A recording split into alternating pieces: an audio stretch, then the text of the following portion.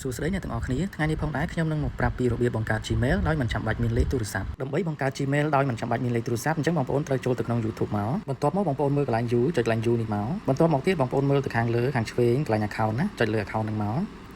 បាទបន្ទាប់មកទៀតបងប្អូនមើលកន្លែងខាងលើខាងស្ដាំដៃកន្លែងសញ្ញាបូកហ្នឹងចុចសញ្ញាបូកមកកន្លែងលេខទូរស័ព្ទនេះយើងមិនបាច់ខ្វល់ទេយើងក៏លេខមកមើលខាងក្រោមកន្លែងគេដាក់ថា Create Account ចុចកន្លែង Create Account ហ្នឹងមកបន្ទាប់មកយើងយកខាងលើបាទកន្លែងគេឲ្យយើងដាក់ឈ្មោះនិងនាមតកូលរបស់យើងដាក់មកណាឈ្មោះអីក៏ដាក់នឹងមកបើសម្រាប់ខ្ញុំដាក់គ្រាន់តែឧទាហរណ៍ឲ្យបងប្អូនមើលណារួចរាល់ហើយយើងចុច next មកបងប្អូនបាទកន្លែងនេះគឺគេឲ្យយើងដាក់ជាមួយនឹងឆ្នាំខែកំណើតនិងភេទណាអញ្ចឹងបងប្អូនកើតថ្ងៃអីខែអីឆ្នាំអីដាក់តាមនឹងមកណាសម្រាប់ខ្ញុំគ្រាន់តែឧទាហរណ៍បងប្អូនមើលទេណាចេះដាក់ទៅទេបាទរួចរាល់ហើយចុច next មកបងប្អូន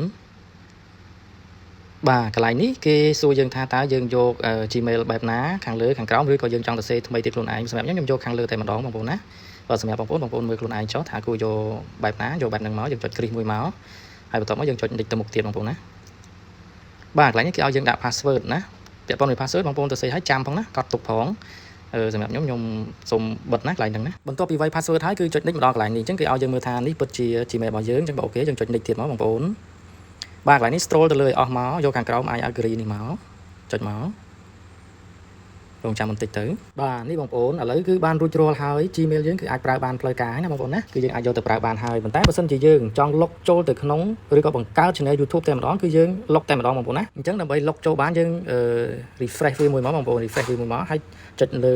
Gmail ថ្មីរបស់យើងហ្នឹងគឺលុកចូលអូតូតែម្ដងបាទអញ្ចឹងយើងចុចលើឈ្មោះយើងមកបងប្អូននេះបងប្អូនណានេះគឺឈ្មោះយើងនៅក្នុង YouTube ហើយឈ្មោះយើងអាចកែបានយើងចុចចូលមកណាចុចចូលលើឈ្មោះហ្នឹងមក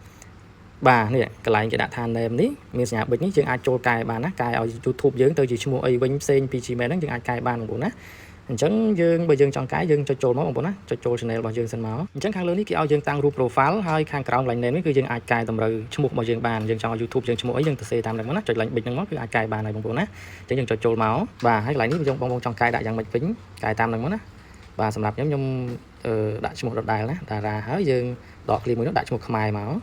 ហើយសម្រាប់ខ្ញុំណាបងប្អូនអាចធ្វើតាមចិត្តបងប្អូនបានរួចរាល់ហើយចុច save មកបងប្អូនណាចុច save មកនេះ save ខាងលើនេះចុច save មក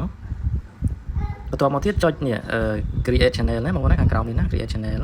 អូខេឥឡូវ Gmail របស់យើងក៏បង្កើតបានប្រើហើយ channel YouTube របស់យើងក៏បង្កើតបានជោគជ័យអញ្ចឹងគឺយើងបាន2ក្នុងពេលតែមួយចំណុចមែនទែនបងប្អូនណានេះគឺជា channel របស់យើងហើយបងប្អូនណាចុចចូលមកបងប្អូនណាដើម្បីឃើញ channel របស់យើងទម្រង់ channel របស់យើងណាចុចចូលមកបាទនេះគឺជាទម្រង់ channel របស់យើងហើយបងប្អូនណាហើយកន្លែង create នេះគឺកន្លែងយើងផុសវីដេអូបងប្អូនណានៅពេលដែលយើងធ្វើគ្រប់គោលការណ៍របស់គេយើងអាចរកប្រាក់ចំណូលបានអរគុណច្រើនបងប្អូនកុំភ្លេចចុច subscribe channel របស់ខ្ញុំផងដើម្បីបានវីដេអូថ្មីៗបង្រៀនបងប្អូនទៀតអរគុណច្រើនជម្រាបលា